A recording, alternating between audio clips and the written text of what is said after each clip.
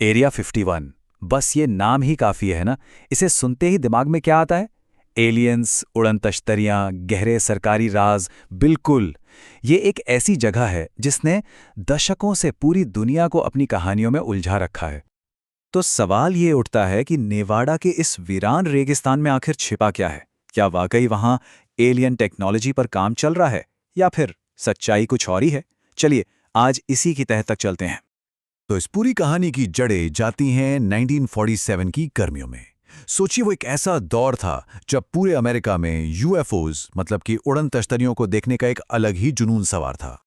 और ठीक इसी माहौल के बीच न्यू मैक्सिको के एक छोटे से शहर रॉसवेल में कुछ ऐसा हुआ जिसने इस जुनून को जैसे आग ही लगा दी। पहले तो आर्मी ने खुद ऐलान किया कि उन्हें एक उड़न तश्तरी मिली है। सोचिए जरा। लेकिन फिर अगले ही दिन वो अपनी बात से पलट गए। कहने लगे कि अरे नहीं, वो तो बस एक मौसम का गुब्बारा था। अब एक दिन उड़न तश्तरी, अगले दिन गुब्बारा। यहीं से शक की पहली चिंगारी भड़की कि सरकार कुछ तो छिपा रही है।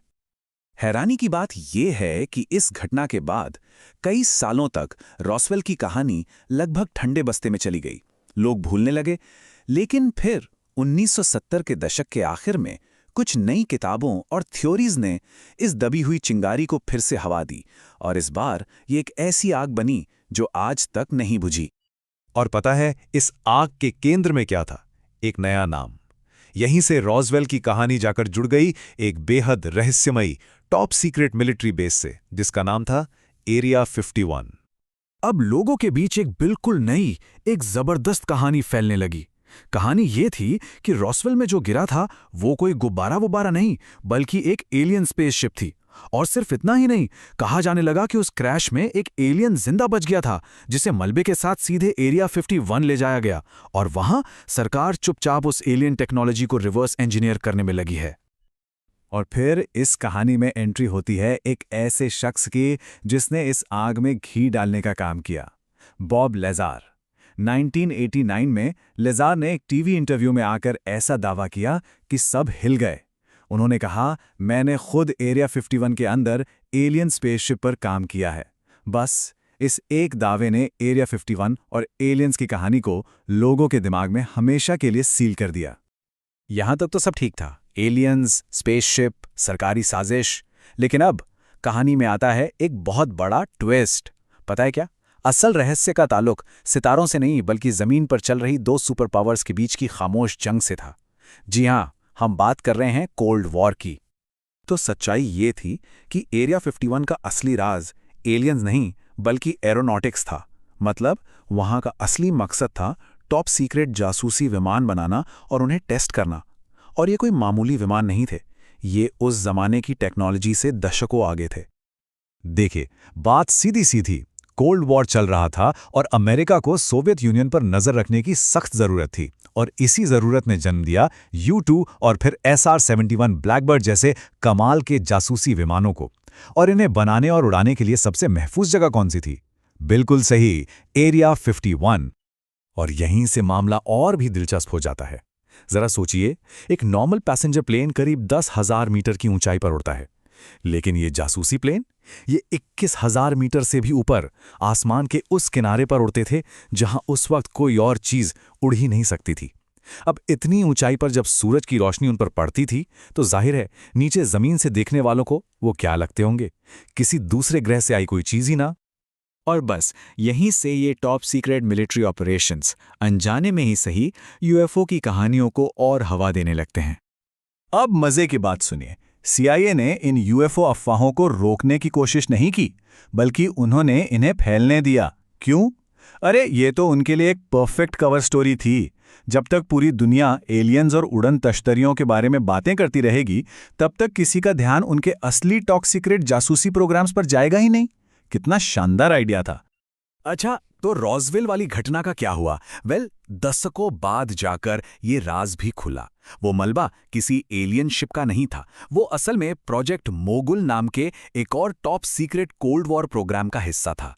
ये एक हाईटेक जासूसी गुब्बारा था जो सोवियत न्यूक्लियर टेस्ट का पता लगाने के लिए बनाया गया था। तो फिर सवाल उठता है कि बॉब लेजार का क्या? वो जो इतने बड़े बड़े दावे कर रहे थे।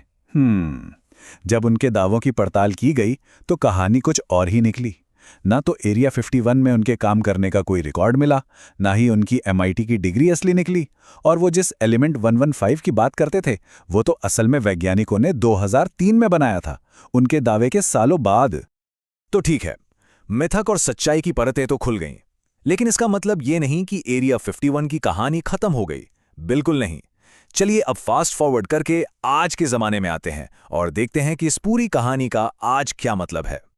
और आज के इंटरनेट के दौर में ये विरासत एक बहुत ही मजेदार और अजीब मोड़ लेती है। याद है 2019 जब फेसबुक पर एक मजाकिया इवेंट वायरल हो गया था, स्टॉर्म एरिया 51, और मजाक मजाक में 20 लाख से ज्यादा लोगों ने उस पर गोइंग क्लिक कर दिया था। और उनका प्लान तो सुनिए, वो तो और भी कमाल था। प्लान ये था कि सब लोग जापानी एनिमे नारुतो के कैरेक्टर्स की तरह दौड़ेंगे, हाथ पीछे करके, ताकि गोलियों से बच सकें। जाहिर है ये सब एक बहुत बड़ा इंटरनेट जोक था। तो फिर असली दिन क्या हुआ? खैर 20 लाख लोग तो नहीं आए, लेकिन फिर भी करीब 6000 लोग वहां पहुंच गए, और उन्होंने बेस पर धावा नहीं बोला, बल्कि पास में ही एलियन स्टॉक नाम का एक पीसफुल म्यूजिक फेस्टिवल मनाया। ये भी सही है। तो आज एरिया 51 की एक तरह से दोहरी पहचान है।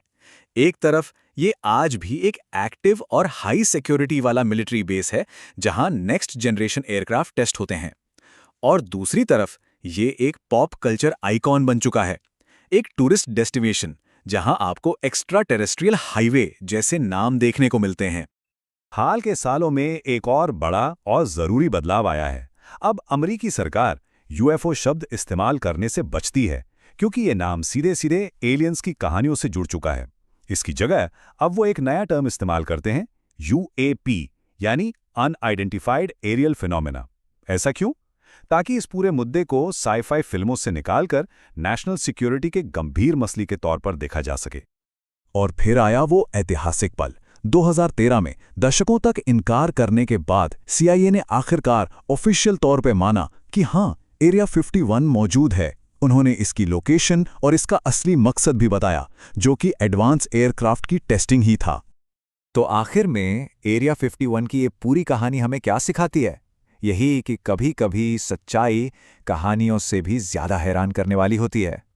कोल्ड वॉर के सीक्रेट्स ने एलियंस की कहानियों को जन्म दिया, लेकिन अब जब पेंटागन खुद UAP के ऑफिशियल वीडियो जारी कर रहा है, तो एक बड़ा सवाल खड़ा होता है। क्या हम एक रहस्य के अंत पर खड़े हैं, या ये किसी नए और शायद कहीं ज्यादा बड़े रहस्य की बस शुरुआत है?